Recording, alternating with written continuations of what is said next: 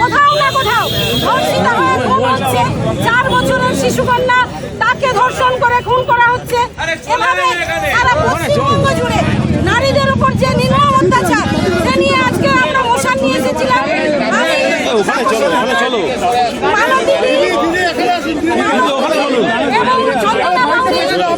আমাদের শিখা চ্যাটার্জি, আমরা এই 4 জন আজকের এই মোশন নিয়ে আসি। এই মোশনের পরিপ্রেক্ষিতে আমাকে বলতে দিয়েও আমি যখন এক এক করে বলা শুরু করলাম, তারপরে আমার মাইক বন্ধ করে দিয়ে এই গণতন্ত্র বিরোধী সরকার, গণতন্ত্র বিরোধী এই যে সরকারের স্পিকার সম্পূর্ণরূপে আপনি যেটা বললেন সেটা রেকর্ড হলো না, এবং আমার এই বড় বিষয়টা রেকর্ড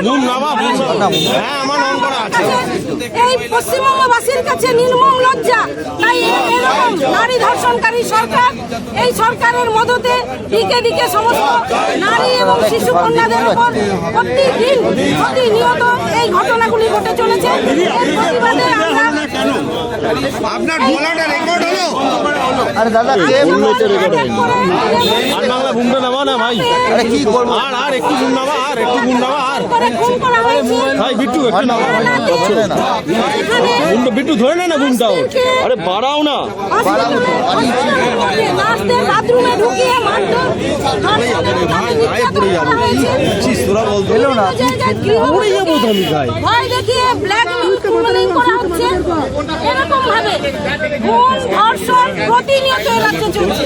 সেটা আমরা বলার জন্য আমাকে বলতে দিয়েও যখন আমি একে একে তুলে ধরছিলাম, তখনই আমার মাইক বন্ধ করে দেওয়া হয়। এভাবেই এই সরকার, গণতন্ত্র বিরোধী সরকার, গণতন্ত্রের কণ্ঠরোধ করেন এবং ভেতরে বাইরে সমস্ত জায়গায় প্রতিবাদ আজকে সংবিধান দিবস নিয়ে আর দ্বিতীয় দফার আলোচনা, আপনারা অভিযোগ করছেন বিধানসভার ভেতরে সংবিধান মানা হচ্ছে না, আজকে আপনার বক্তব্য রেকর্ড হলো না। আজকে এই সংবিধানে আমি যখন বলতে শুরু করলাম, আমার বক্তব্য রেকর্ড না করে আমার মাইক বন্ধ করে দিয়ে যেভাবে সংবিধানের যে আজকে অপমান করেছে, এইভাবে এই পশ্চিমবঙ্গ সরকার সংবিধান বিরোধী সরকার, নারী বিরোধী সরকার, তাই এদের বিরুদ্ধে আমাদের সোচ্চার প্রতিবাদ, আমাদের সোচ্চার লড়াই চলতে থাকবে।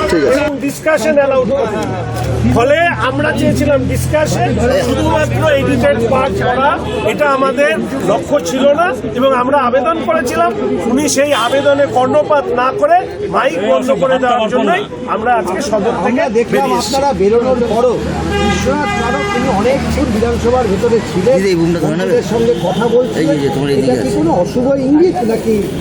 আমি এই ঘটনাটা আমি জানি না, তবে বিশ্বনাথ সিনিয়র মোস্ট এমএলএ, যেখানে পরিষদীয় দলের সবাই বেরিয়ে যাচ্ছে, তিনি তার ভেতরে থাকাটা আমার মনে হয় না সঠিক হয়েছে।